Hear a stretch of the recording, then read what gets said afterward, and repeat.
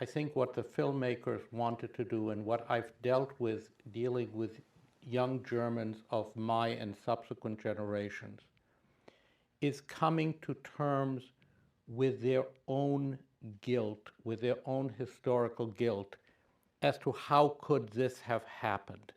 And it sort of didn't matter whether the victims were Jews or not. Not that it was being denied, but the question is, this is an introspective on the look of Germans. I once had a dialogue in Bergen-Belsen with some young Germans, and one of them got up and said, you know, I wish that someday, my fondest wish is that one day I should be able to say, I'm proud to be a German. And I know that can never happen. First, let me say a word about the prosecutors. I've actually worked in the central office for the prosecution of Nazi crimes for a year doing research. I've read tens of thousands of testimonies. I've read the work of the prosecutors, the indictments they put together, and then the judges. The thing the film did that was very good was it portrayed the zeal and the rage, really rage, that the young prosecutors who came of age after the Nazi period, that overtook them when they confronted this material. And they saw what had been done in their country to innocent people in the name of their people. And they developed a zeal for the prosecution of the crimes and of the people that was admirable. And they, on the whole, did a great job. The problem in the trials was that the judges were of a different ilk, an older generation.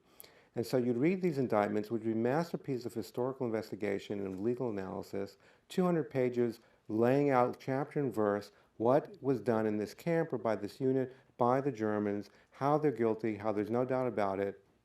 Then you read the judgments, and they would more or less parrot the indictments, and then they would say, and for this deed, they get 3 years in jail. I'm with an office that only last year brought an Auschwitz case to trial in Philadelphia, to court anyway, in Philadelphia, and we won last year the only Nazi case won in any court in the world. So I'm very privileged to work with people who are so dedicated to this work, but in part because it took the Germans to get, let's say, get serious about these cases. That case in particular took over 20 years from the time that I first questioned this former Auschwitz SS man. I worked on these cases at the Department of Justice right out of law school for 3 years, and only then did I come to New York to the law firm, because I actually couldn't take it anymore. And it wasn't so much the documents as it was the difficult experience that's portrayed in the film of interviewing survivors.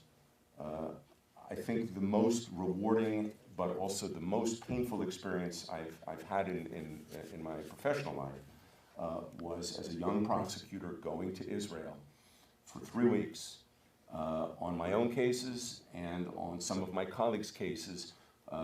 3 of us were going to interview scores of survivors. And every day for 3 weeks, except for Sunday, we sat in the Israeli police war crimes unit headquarters in Jaffa, and they would bring each of us 5 or 6 survivors to interview. And with almost no exceptions, there came a time, and you see it in the film as well, when the survivors would break down. And you knew that it was the next question you were going to ask that was going to cause this. And it starts to make you feel very guilty. And so I left. But I suppose, like the fictional Rodman, the work drew me back. Let's be very real. I have no idea who the SS officer or the guard was who activated the gas that killed my grandparents and my brother. But I assure you, if I would know who it was, I would happily kill the person. That's easy. But as was mentioned in the film, as Shane just mentioned, there were 6,500 plus minus at Auschwitz. That doesn't include Treblinka, Majdanek, Sobibor, Chelmno, Gross-Rosen, all the various subcamps. And very soon you get to a realization. If every single person who was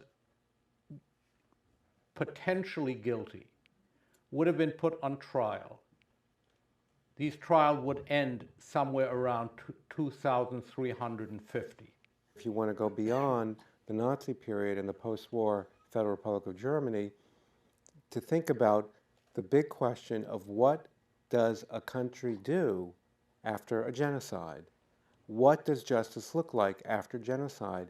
How can you begin to think about anything that remotely approaches what we consider to be justice when crimes, I don't like conceiving of this as crime, but I'll leave that aside, when crimes are committed on this scale? It's always a political decision. When regimes fall, in which, under which horrible things, from murder to slavery to apartheid, and they're not all the same, but you can make your list however you want to, were done on a large scale, it's always a political question of how you move forward, who you prosecute, what forms of justice, if any, how you try to make, it's not reconciliation, but how you try to create a peaceful condition so that people can move forward. There's no good way. Anything you choose is a loser strategy for one or several powerful reasons. But let's understand something. Genocide has been around since biblical times, literally since biblical times. See Saul and the Amalekites, and you've got genocide.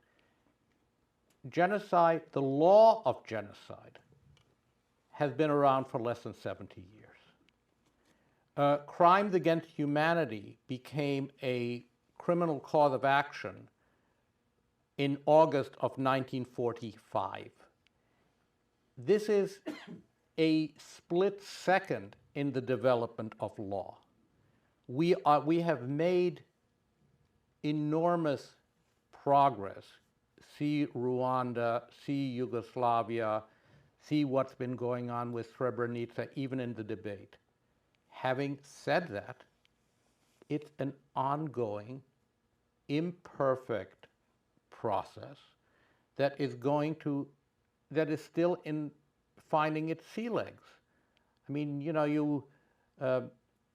it's a political process. When the Germans got jurisdiction back, that is the West Germans, the East Germans are a different story, they got jurisdiction back, not much happened. There were few and sporadic trials in the early and mid-50s. So this is the strength of the film. The trials were extremely unpopular in Germany. You had bureaucracies, police, judicial bureaucracies, newspapers, local administrations from mayors on down, filled with former Nazis, many of whom were complicit in one way or another in crimes against Jews or non-Jews. And so it was a hornet's nest. What are we looking at? We are looking at trying to make sure that in those instances where we can, and that's where Eli is truly one of the heroes of this effort, when we can target someone, when we can identify someone, that person should not live out his, or in some cases her, days in freedom surrounded by family, given what they have done.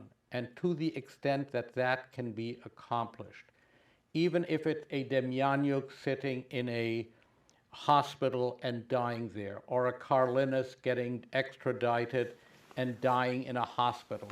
But there is a certain satisfaction of knowing that there was some measure of justice, and it can only be done on those levels, because anything else, if we start looking for absolute justice, and by the way, that's not necessary, that's not exclusive to the Holocaust in Germany.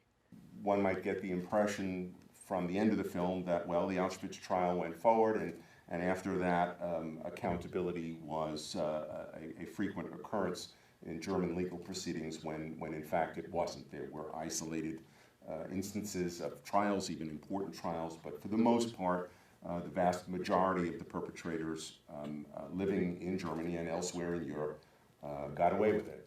And as someone who helped in a Justice Department effort to secure some small measure of justice and get these people back to Europe where they had the criminal jurisdiction that we lack, that will always be a huge frustration.